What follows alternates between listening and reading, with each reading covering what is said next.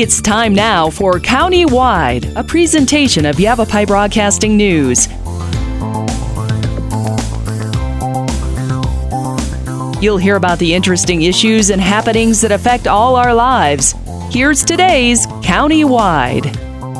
Well, good day and welcome to the program. I'm Brad Miller, and we're happy to welcome via Zoom today from the snow-encrusted Prescott area as we record our program in the middle of a snowstorm. And Stephen Everett, a Yavapai County Community Health Services epidemiologist, joins us on the show. Stephen, good day to you. And you got some snow where you are this morning. Yeah, I wouldn't call it a snowstorm, but I grew up in the Northeast. This wouldn't even cancel school. But here it's got everybody driving slow and cautiously and carefully as we record on this snowy morning. Well, when it is cool and cold and snowy, it makes us think of wintertime things, and wintertime sometimes makes us think of flu and stuff like that, and we'll get into that this morning. But as we talk with your knowledge at the health services, we've got to talk first about measles. Yes. Because it seems to be on the minds and mouths of everybody across the country. This pretty big, significant outbreak, I guess, in Texas. And I clearly we're concerned about that coming to Arizona and to everywhere else around the country. I saw, this is kind of anecdotal, maybe you can support or knock this down, that Arizona has 4 counties with a lower measles vaccination percentage or rate than does the hotspot of measles in Texas. Have you heard that? That is true. Is that right? Is Yavapai County among those 4? Yes, Yavapai County has very low vaccine rates. It's something we've known about for years, have been trying to change, but been having very little success. Okay. People have just been very reluctant to get vaccines. For measles specifically, or for an array? For all vaccines. And this goes back even before COVID. Really? So it wasn't a COVID vaccine reluctance. This went back long before anyone even heard of COVID. No kidding. I'm surprised to hear that. I know COVID fanned the flames on that big time. Yes. Before we get into that, let's talk specifically about measles. And I don't know if you have numbers and data right there in front of you, but are we having a problem yet? Have we seen measles in Yavapai County? If so, is it serious, minor? What would you call it?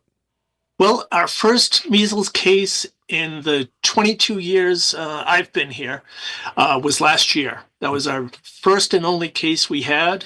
It was only one person. There was no spread, which was great. This person traveled internationally, was exposed there, came back, showed symptoms. Fortunately, the person in question isolated himself immediately, got tested. So by doing that, he was able to keep it from getting into a full-blown outbreak, which was great. Okay. First case in 22 years. Yes, so or at least 22 years. Yeah. I can't speak for before I got here. Yeah, gotcha. Okay. So that's significant. And now here it is, and I don't know the numbers in Texas. I would think perhaps they're somewhat similar. It's a more populous state than here. But what does that tell you? That it's coming back? Is it because of that low vaccination rate you mentioned at the top of the show? What's kind of feeding into that? Well, we're definitely seeing more cases in the country. Last year, the U.S. saw 285 cases. And currently, as of 3 days ago, they haven't updated the numbers yet for today. So we're at 164 cases.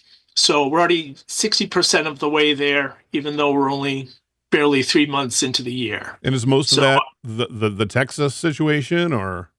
Yes. Yeah. There's currently 159 cases in Texas. Okay. Of that, 22 people have been hospitalized, and there's been 1 death. And that's bled over into New Mexico. It's the same outbreak in both states. The county that's seeing it in New Mexico adjoins the counties in Texas that are seeing it. They're seeing 10 cases. They didn't have numbers for hospitalizations, but they also saw a single death.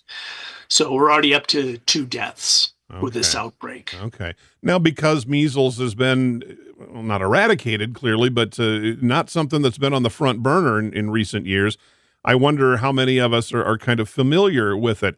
So describe for me, measles is, I mean, usually when we talk about infectious disease, we're most concerned about the very young and the very old. Is measles kind of the same thing? Yeah, I mean, measles, it can affect anyone, if you're unvaccinated.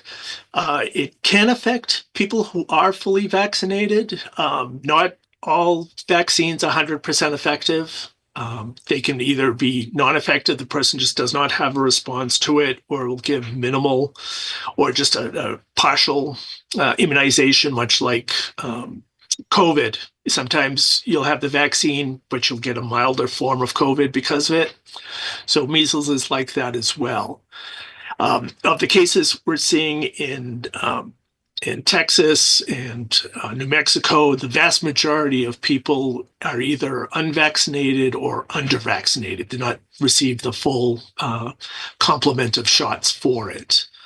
When everyone thinks about measles, they think about the red spots that appear all over the body. All right. And but there's also some other some other symptoms. Usually the actual measles spots doesn't start until about 4 days into the illness. Oh. The illness usually starts with a high fever and what are known as the 3 C's, which is cough, conjunctivitis, which is the inflammation of the eyes, and coryza, which is essentially a fancy word for runny nose. Gotcha. So high fever, cold-like symptoms, and then 4 days after, you start to break out in the rash. It starts, got to remember, because I always get it mixed up with other rash diseases, it starts at the top of the head and works its way down the body. Really? And then as you recover, the same process. You'll stop getting the rash will fade from the head and then work its way down until you have no more rash. That's interesting. Yes. Kind of like putting spots on a leopard. You just kind of picture how you would paint it. Yes. Yeah. Okay. Now I'm chuckling here. Has measles, I mean, clearly it's been lethal in some cases where these folks that perhaps were predisposed with other conditions and measles aggravated something else, or can measles be fatal in and of its own? Yes, measles can be fatal. A lot of cases, as we said, were hospitalized. This doesn't mean that they had any life-threatening injuries. Some of them were hospitalized just to isolate them, but it can cause severe illnesses. Probably the worst is encephalitis, which is inflammation of the brain. That's bad. And even though you recover, you can still have after effects such as learning disabilities, deafness, seizures. So it can be a very serious disease. Okay. All right. We need to take a break. There's plenty more that I want to talk about. Our guest, again, is Stephen Everett, epidemiologist, Yavapai County Community Health Services. Measles, a big problem in Texas. It's been all over the news, and it sounds like it is spreading here. Data kind of the early first or so week of March as we record our program. We'll pause for a moment. Countywide is back right after this. Life changes, then it changes again. Predicting the unexpected in life is impossible. That's why it's called unexpected. So when it comes to financial goals, our philosophy is don't predict, prepare. Hi, I'm Edward Jones financial advisor Matthias Sandoval. A job loss, change in health, or a loss of a loved one can have a big impact on your family's financial security. Let's work together to help make sure you're equipped for life's unexpected events. Call our office to schedule a face-to-face appointment. Edward Jones, making sense of investing. Member SIPC. Verde Solaire, your hometown heating, air conditioning, and plumbing company in the Verde Valley. And your trusted North Central Arizona Goodman dealer. Goodman is a name you can trust with the revolutionary Comfort Bridge technology factory installed into select Goodman gas furnaces and air handlers to ensure the entire system operates at peak energy efficient performance. Verde Solaire offers free in-home estimates, locally owned and operated since 1983. Visit them at verdesolaire.com. Better, cleaner, faster. Thank you so very much for your generosity and kindness in helping others. I hope that you take advantage of the many Arizona state tax credits available when giving to qualified charities and schools. If you haven't taken advantage, I hope you'll ask your favorite charity if they qualify. You can go to Arizona Department of Revenue website, search for tax credits, and look at the list of qualifying charities. Then look at your latest Arizona income tax return and see how an Arizona tax credit can benefit many. This is Lewis saying thanks again. Let's talk. That's the message from Jonna Randall Murdoch, your local Farm Bureau agent, providing a personal touch when making insurance and financial decisions. Jonna will simplify your insurance needs while offering competitive pricing. Let's talk auto, home, life, and farm. Call Jonna at Farm Bureau today at 928-649-8686. Your Cottonwood Farm Bureau Property and Casualty Insurance Company. At Farm Bureau, they insure more than just farms. We come back to the program. It's Countywide. I'm Brad Miller, and our guest today via Zoom is Stephen Everett, epidemiologist with the Yavapai County Community Health Services. All right, is it too late to be vaccinated? If measles is kind of in the community, is there like a latency period after the vaccine before it becomes effective, or should I get vaccinated at this point? Yeah, a vaccine usually takes about 2 weeks for your body to respond and build up the antibodies to have an effective immune response. So a lot of cases, people say they got the flu shot and I got the flu just after. Either they were infected before they got the shot or shortly after they got the shot. You cannot get the flu from the flu shot. It's absolutely impossible. Yeah. I wonder if, because I know people hear this, that there are, you'll correct me because I won't say this properly. I think you see where I'm going. That flu shots, in some cases, part of how they work is to introduce into the body certain elements of the flu virus itself, and that's how it effectively prevents the flu from grabbing onto you in the season. Am I close? Can you help me with what I'm trying to say? Yes, totally nailed it. Well, the traditional flu shot, which was grown in eggs, what they do is they infect the eggs with the flu virus. The virus grows in the eggs. Then they take that, they put it into essentially a big blender, which chops up the virus. So you're getting dead virus. You're just getting tiny little bits of it, and that is injected into you. And then your antibodies react to those little bits of protein, and that's what causes the immune response. Okay. It's just biology. It's physics. It's how the thing works. Yes. Yeah. Okay. Yeah. It's kind of like saying I had some hamburger, but then I got attacked by a bull. Therefore, the hamburger was the cause. So. Maybe the best analogy I've ever heard. I'll never forget that. Okay. So that puts a fine head on it. I got to tell you, at the risk of getting one of my coworkers angry with me, I've got a coworker who's just been kind of sniffly and sneezy and a little wheezy and doesn't have the flu, went to the doctor, but is just all season long, kind of for much of the winter, since maybe shortly after holiday time, just feeling a little bit punky. Is that a thing? Is that allergy? Can you help us diagnose my... Oh, it could be so many things. I mean, it could be allergies. There's so many viruses that cause the common cold. Yeah. I mean, anyone who's had infants know every other week they're sick. Right. It's because, they're the antibodies they inherited from their mom are slowly working their way out of their system. They have to develop new antibodies. So they're constantly getting sick to develop their symptoms. To develop their immunities, I should say. Okay. So this person, it could be allergies. It could just he has a kid at home that's picking up cold germs from them. It may just be something lingering. I know I've had it myself where you would have a cold illness and you cough and cough and cough and your throat gets irritated, which makes you cough more, which irritates your throat more. So, but it's always a good thing if it lasts more than 2 weeks, definitely go see your doctor. Make sure it's not something else. Right. Whooping cough can cause it. If you have a cough over 2 weeks, it may be whooping cough. If adults, tends to be very mild. It'll just be a persistent cough instead of getting the characteristic whooping sound or coughing, where you can't catch your breath that you often see in children that are unvaccinated. Right. We've had that.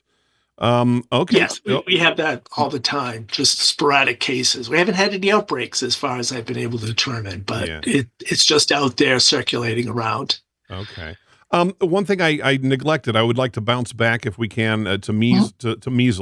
The measles question. Is measles typically something that babies are vaccinated? I mean, is measles part of the routine that babies or young children get routinely, or do we need to? Yeah, go ahead. Yep, they get a shot which is known as the MMR, which is measles, mumps, and rubella. And rubella is probably better known as German measles. The first shot is given at 1 year of age, and then they have a follow-up booster shot. So when I was saying earlier with the outbreak, when we were discussing the Texas outbreak, some people weren't fully immunized. They only received one shot instead of the two that's recommended. So not getting the booster can clearly make a significant difference. Yes. Oh. Yeah. Okay. And then am I good for life when I get those as a little one? You're supposed to be. It's because it's so rare now that they thought that it was lifelong, but it turns out that in some people, your immune system, when you start getting older, it starts to break down. It doesn't remember everything you were exposed to. So it is possible, even though you're fully immunized, you can get measles again. But generally, it tends to be somewhat protective. It won't totally prevent it, but your symptoms will be milder. Okay. Now, given that, are people like at risk, maybe, diabetics or other autoimmune issues, or just if you're of a certain age? I'm a grandpa now. Should I get and would it be considered a booster or an initial vaccination? I had the MMR more years ago than I can count. But what would you recommend for someone, say, 60 and over, a retired type person? Best thing to do is talk it over with your doctor. Sure. If you have health conditions that affect your immune system and you think there's a risk of you being exposed to measles, say you're traveling internationally to somewhere where there is an outbreak, you may want to consider it. For just a general person who doesn't do any traveling, I wouldn't worry about it too much because even though we're having these large outbreaks, it's still very rare in the United States. Okay. It's not considered a disease that's domestic. Since at least 2000, all the cases in the United States have been tracked back to an international traveler. Yeah. Okay. And then one final thing about measles, and this makes me kind of reflect a little bit on COVID. After kind of the terrible stories that we saw in Seattle and New York City, after we'd had a little bit of time to get some hold on COVID, there were still an awful lot of people, and I kind of understand it, mid-20s to perhaps mid-40s, young, healthy, athletic, good shape, thought I'm not going to get the shot just because I don't have the time, and if I do get COVID, I'll shake it off, and most of them did. But can folks acquire measles? It'll be minimal impact to them, but is the bigger danger passing it on to, again, those more susceptible communities, babies and old folks? Oh, absolutely. So there's two diseases that epidemiologists absolutely hate getting calls on. That's measles and meningococcus. Measles because it's incredibly infectious. Yeah. It's one of the most infectious diseases known, if not the most infectious. Meningococcus we worry about because this is the disease where a person is perfectly healthy in the morning and by the early evening they're dead. Wow. So whenever we hear that, we find that person, we track down every single person that's been exposed to them, load them up with antibiotics to keep them alive.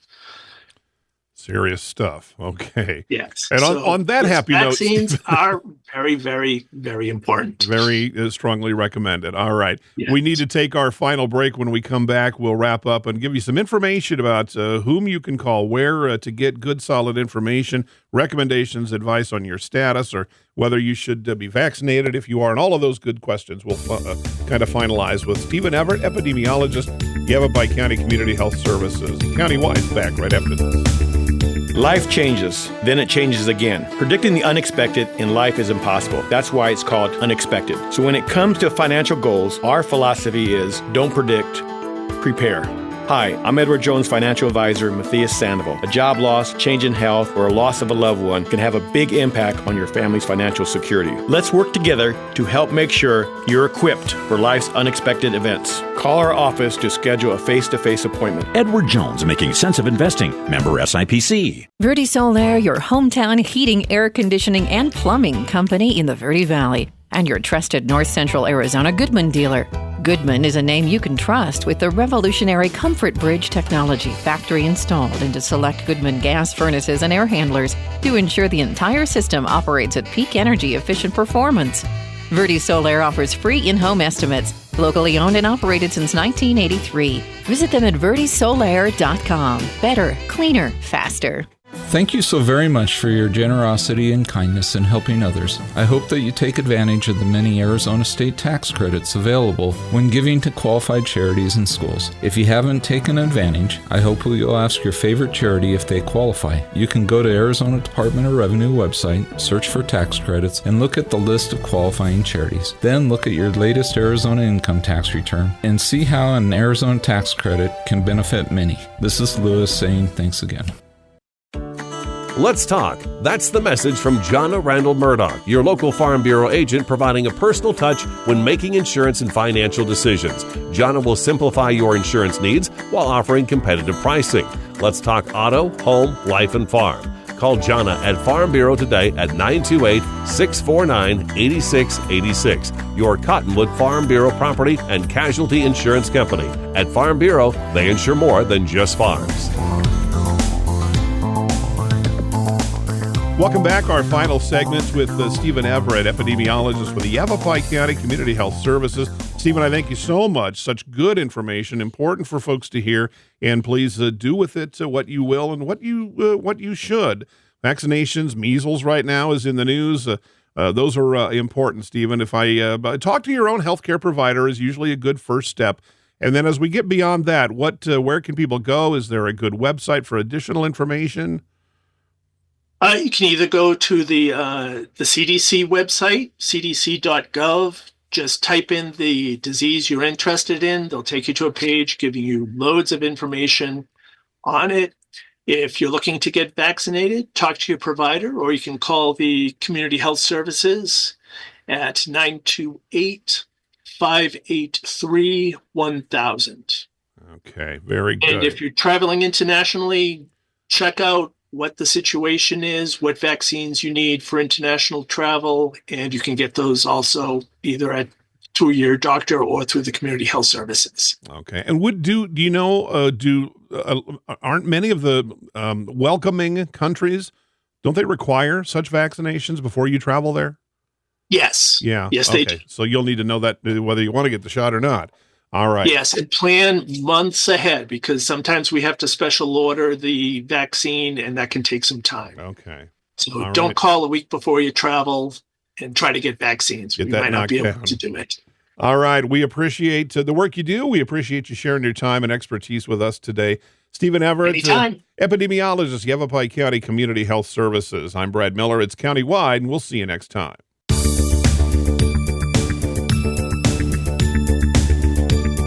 This has been Countywide. Listen in each Tuesday and Thursday at this time. If you have a topic or guest idea that you'd like to suggest, email us, news@myradioplace.com.